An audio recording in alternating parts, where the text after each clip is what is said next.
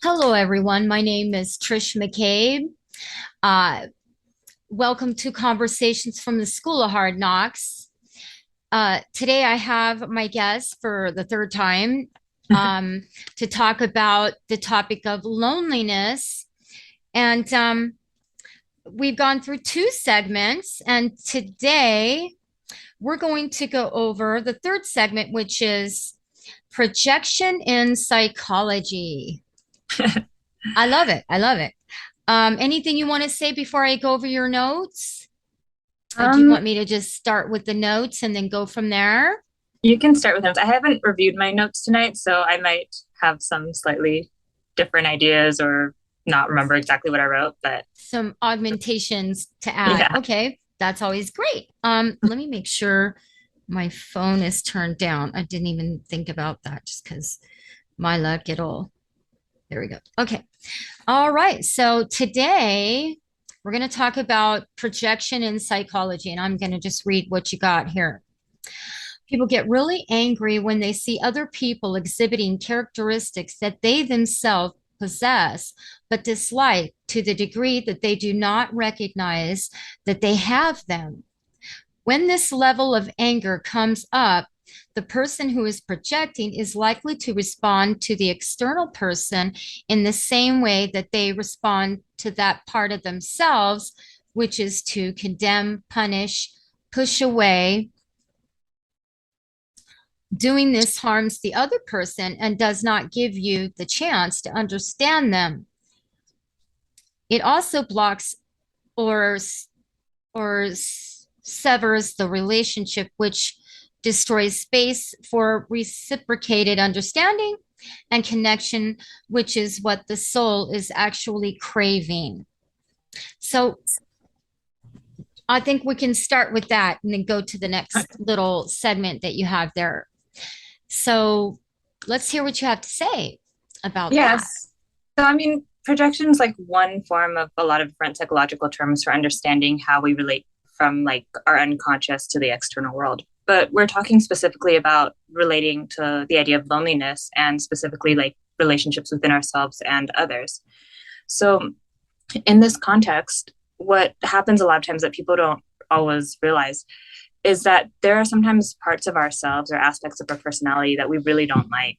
And we really don't like them to the extent that we don't even notice it in ourselves, but we still kind of like it's still there. And so it will show up around us and other people, and we'll notice it and react really strongly to it without recognizing that same trait in ourselves.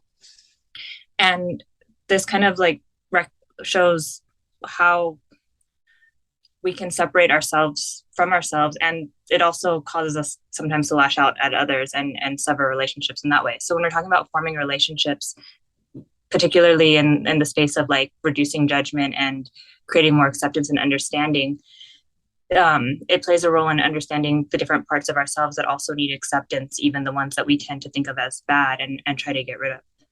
So I think that was kind of the context of what the notes were around. I love that.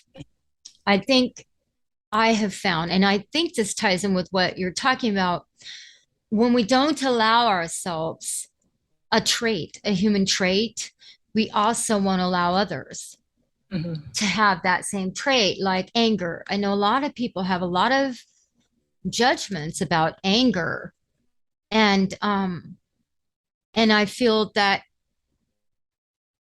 we will repress it, right? And so, yeah, I kind of see how. I guess my point in bringing this up is it helps a lot to do the inner work on a judgment about a character trait and why we have these beliefs that it's bad and wrong, where it comes from. I myself, on the subject of anger, I would never let myself be angry. My mom was very angry a lot, and I just told myself I never wanted to be that way. But it came to me in my later years that it had done me a great disservice, because sometimes anger is the part of yourself that loves you and or loves others and wants to speak out against injustices and various things like that. And if you're not allowing yourself the freedom to express it, it can come out at inopportune times, right? Like if you're not in tune with that part of yourself that you have a judgment, it will come out like when you're driving. You get Yeah. mad at a stranger, like road rage, or you'll just be moody and you won't even know why because you've been suppressing these emotions and feelings. So, anyways, Yeah, what no, do you think about that? I think you're right. And I think that that's kind of important thing to know. Like, just because you don't necessarily like a trait doesn't mean it's not there. And trying to suppress it and not notice it in yourself doesn't mean that you're not actually going to react to it or respond to it. It just means that you might not notice it, or it might show up like when you absolutely can't deal with it anymore because it's already there. On a side note, anger is a very protective emotion. It usually comes up kind of like as a defense or as a this needs to change. There's some kind of injustice. There's something I need to protect. And so there is a lot of benefit to it. But whatever the emotion is that you can't stand or you don't like about yourself that you're not willing to see, it doesn't like not seeing it doesn't mean that it's not there. But if we don't learn how to create more acceptance internally first and then by default externally, you don't get the chance to work with that part, to see the good aspects in it, and to get to know yourself fully or build full relationships because you're splintered and you're missing pieces of yourself as well. And then if you project it outward, you're also possibly reacting in ways that make it hard to form those connections. So Through the years, there have been various artists that talk about the stranger in you. In fact, we were talking about a Queensryche song last night where he said, "The eyes of a stranger when he looks, I don't know myself."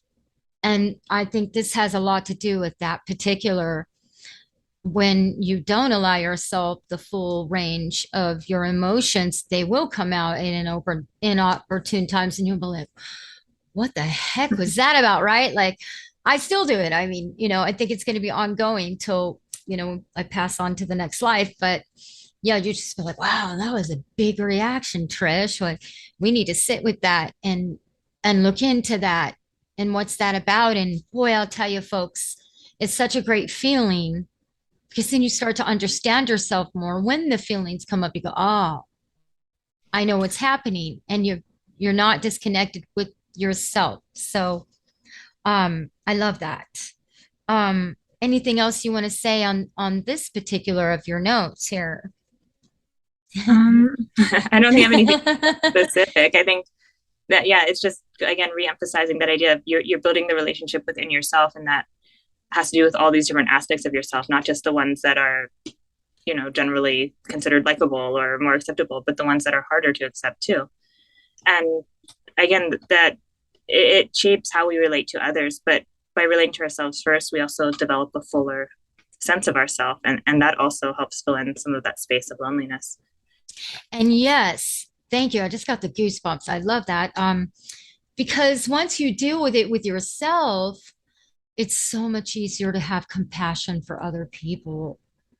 You're not Yeah. as judgmental when you see them angry. You don't take it as personal when people react. You understand a lot of times what people are when they're reacting. It has so much more to do with unresolved issues. Um, and that you don't feel as lonely because you see their humanness and you Yeah. see yourself in them. Yeah. So then instead of it being like something that you're pushing away because you're pushing away from yourself, and then you have to push other people that remind you of that away, you're actually connecting. And I think it's actually a great way to develop compassion when you think about what that is. Like this part that's in pain, this part that's rejected, this person that's in pain and that's been rejected.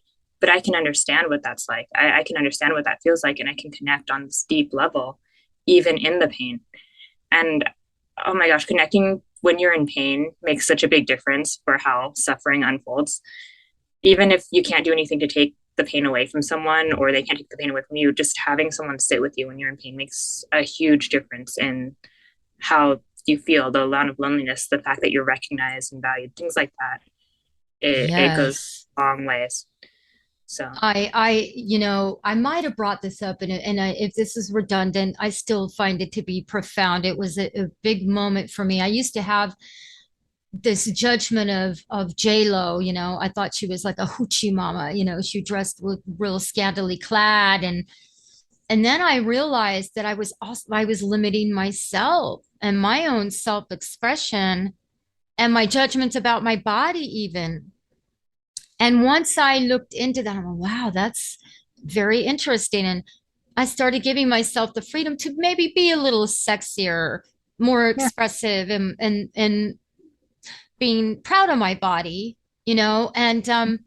and so it was such a big open door because suddenly I wasn't like, look at her. Who does she think she is? You know what I mean? I was like, wow, you go, girl, right on, rock on. And it was just, wow, it was like this big weight was lifted off of my spirit and my shoulders.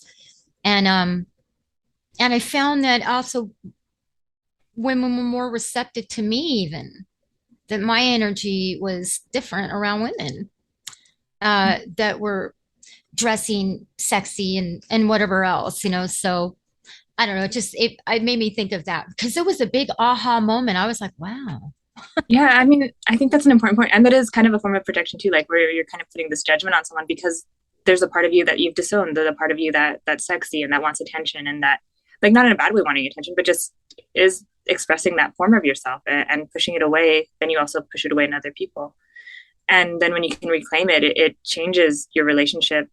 I mean, like you said, it allows you to explore a whole new version or aspect of yourself and also relate to people without judgment because you're not judging it in yourself. And like whether we want it to or not, a lot of what we're doing inside ends up getting reflected outside. And I know they've got the law of attraction and mirroring, things like that. But even like not looking at those particular parts, just how you relate to someone, you can notice it if you're perceptive and paying attention to how you react, like in your example.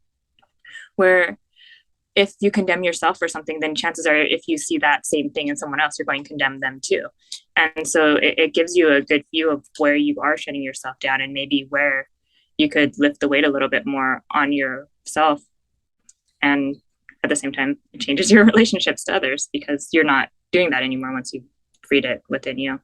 And just you're being an example in your daily living of freedom, Mm-hmm. of just the freedom of self-expression. I saw a meme and I've seen it here and there. You've probably seen it too. And it was something like, and I shared it on my page actually, once you address the enemy within, there is no enemy externally. No one can, once you embrace who you are, no one can use your faults against you or what they consider faults, Yeah.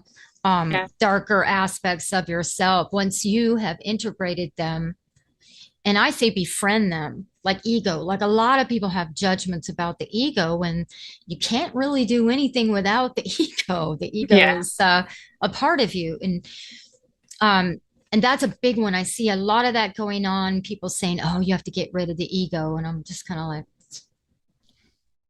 "Yeah, good luck with that." Well, everything we do is comes from one side of the ego, you Mm-hmm. know, the dark side or the light side. But I think that's a big one. That's why I felt like I wanted to mention that. And I would love to see what you had to say about the ego. And it's, The ego. No, like I mean, I had a lot of trouble with like suppressing parts of myself. Like being myself has been is one of the hardest, biggest challenges of most of my life. me too. Um, and obviously getting into spirituality, and I think even before then, just the idea of selfishness and stuff, like trying to get rid of the ego was such a big part of my early experience in like being a teenager and being a young adult and trying to create an identity that wasn't authentic and then trying to get rid of my sense of identity altogether.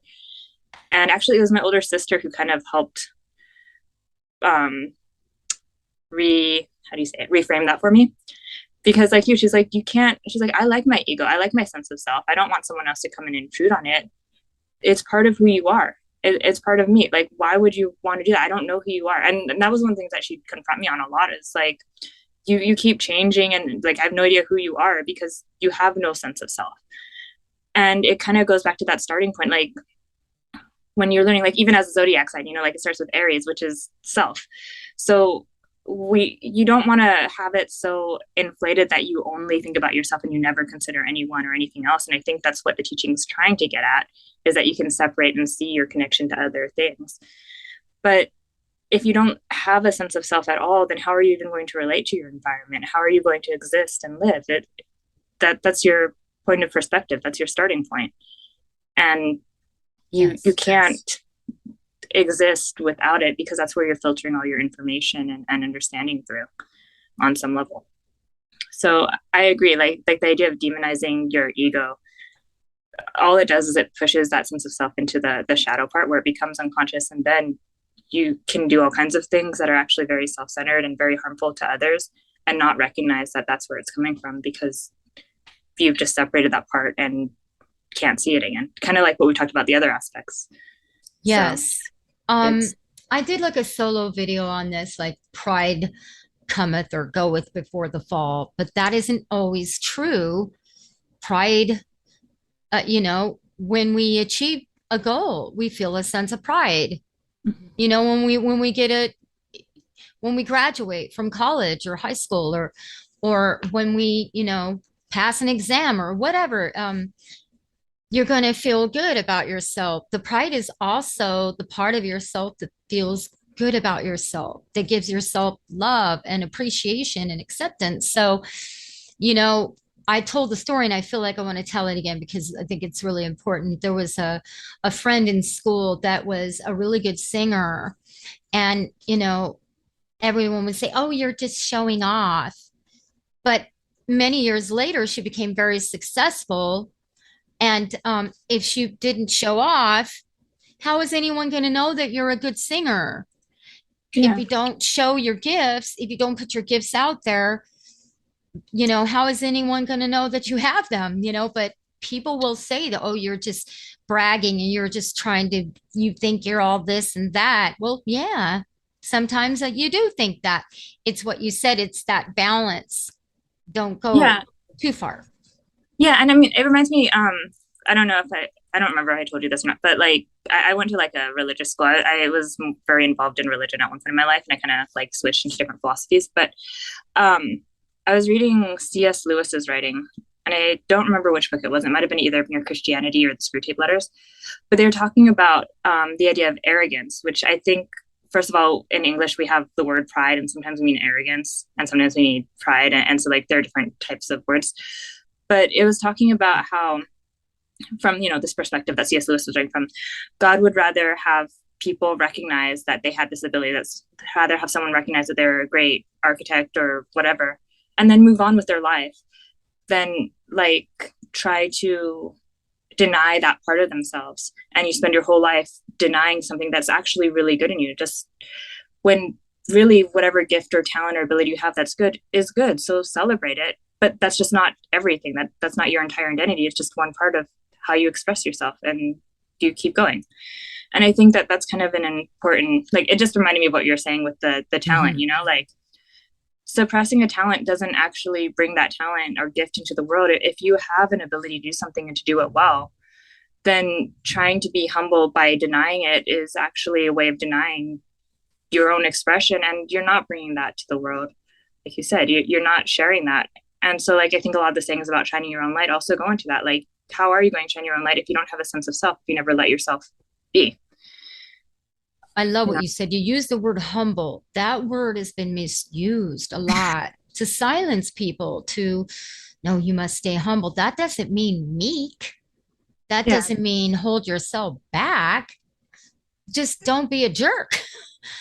That's Yeah. all. I Just mean, don't be a jerk. Do what you're doing, but you can still be assertive. You can still be expressful yeah, I as think long that as there you're has to be, mindful, right? Yeah, sorry. Go yeah, ahead. like a distinguishing point. No, it's okay. Between recognizing when you're really good at something and even when you're better at something than other people, and making That's that mean that you're better than other people or better than other, like, I think that's where the distinction needs to come in, is like, you can be the most talented singer or the most talented healer, the most talented whatever in the world, and that's great. And if you are, then there's nothing wrong with recognizing it.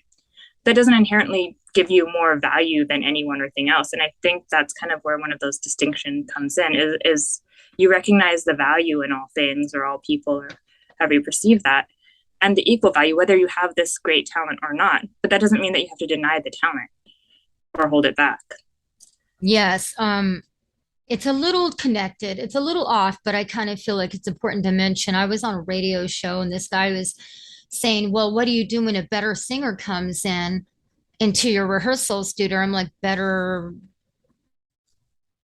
Some people like Michael Jackson, and some people like country music, of Mhm. Johnny Cash, some people like Dolly Parton, and some people like Whitney Houston, and they'll just swear they're the best.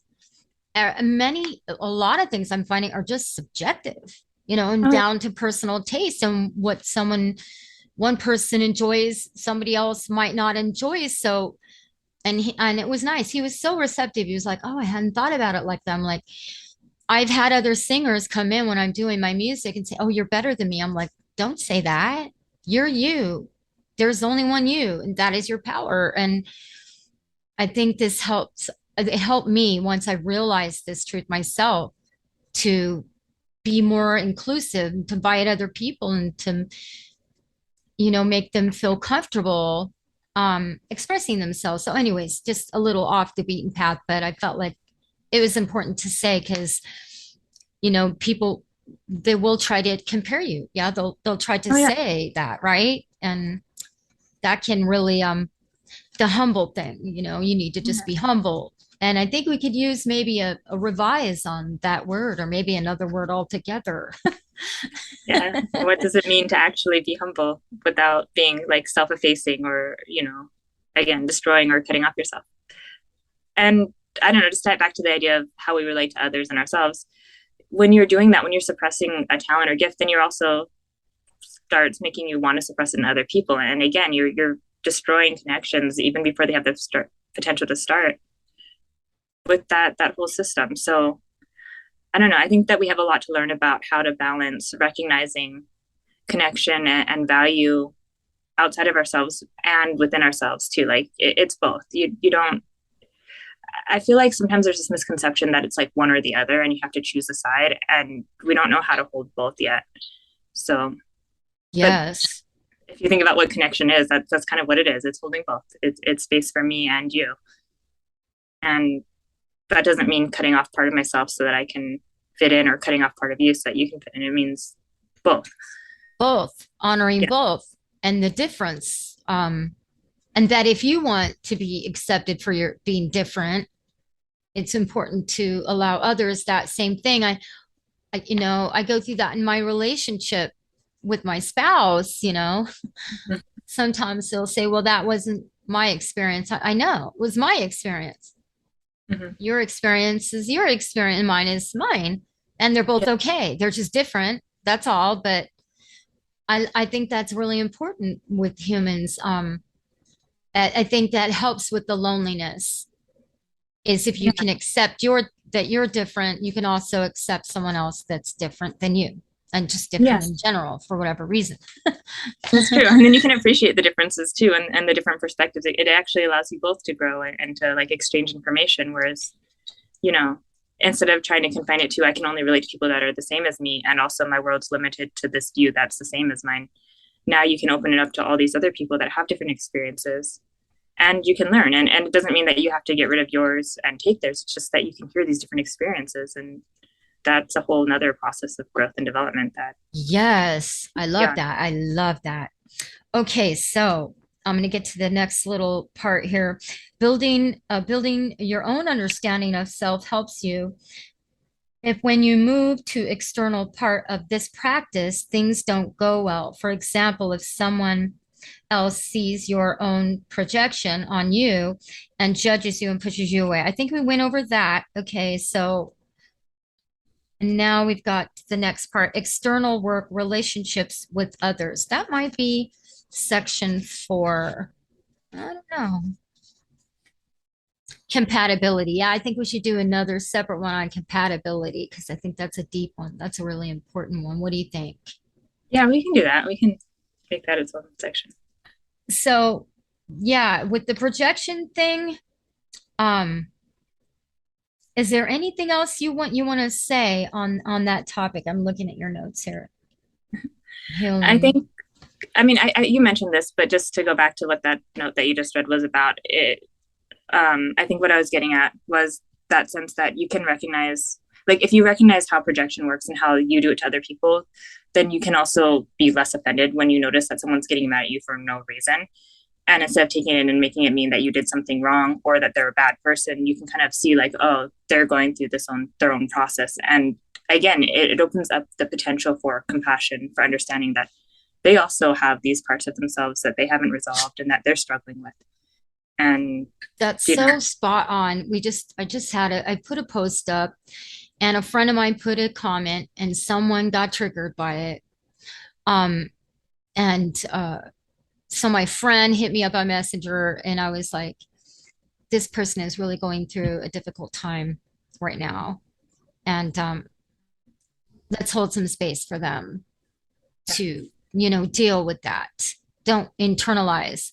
Um, and we don't think we need to do that all the time, but I think we can feel in our spirit when that's occurring and we can go, okay, we can just understand and try to be compassionate that that person, like you said, is dealing with something that, or maybe not dealing with it or not ready to deal with it and maybe not take it personal. I'm working on that one myself. Like, don't just understand that everybody's growing at their own rate and their own level of life experience and everything else. So if we want that for ourselves, it's so helpful to just give that to them and go, well, you don't even have to engage with them. Sometimes you can just pull away and say, well, I mean, maybe they don't understand where I'm at, and that's okay too, right? yeah, I mean, it doesn't have to be an obligation where you have to like stick with them if they're going to treat you badly all the time and they're not going to deal with their own stuff.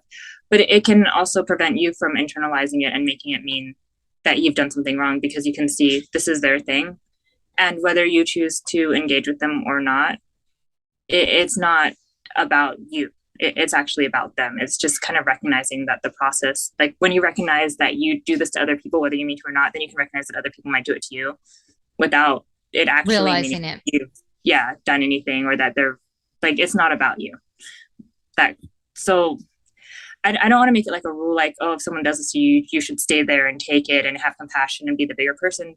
It's your choice how you do that. And, if it's a abusive or dangerous situation, I wouldn't recommend it at all.